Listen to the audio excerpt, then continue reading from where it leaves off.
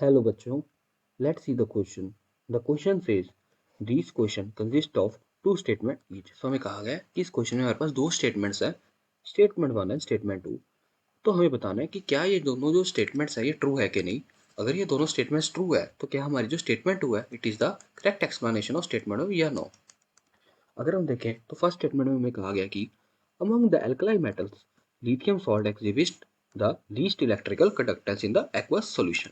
सो पूछा गया कि जो लिथियम सॉल्ट है उसकी सबसे कम होगी electrical conductance in the aqueous solution. अगर हम देखें तो हमें पता है कि जो लिथियम है इसकी सबसे ज़्यादा होती है हमारे पास हाइड्रेशन एनर्जी, क्योंकि ये वाटर मॉलिक्यूल्स को इजीली सराउंड कर लेता है.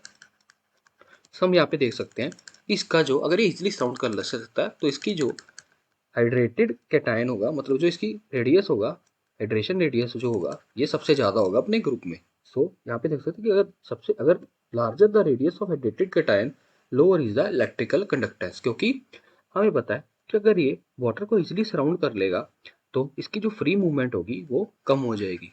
सो फ्री मूवमेंट कम होने के कारण इसकी जो कंडक्टेंस होगी वो भी कम हो जाएगी, क्योंकि हमें पता है for electrical conductance the ion should be free.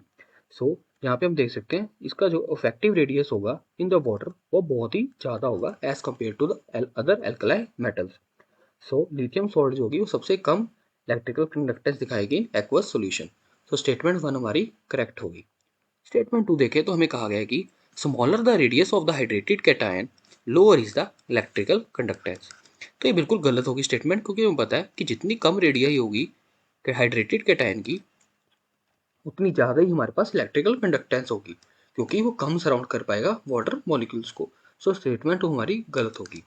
सो अगर अपने ऑप्शन चेक करें तो हमारा जो सी ऑप्शन होगा ये बिल्कुल करेक्ट होगा. So I hope you understood it well. Best of luck.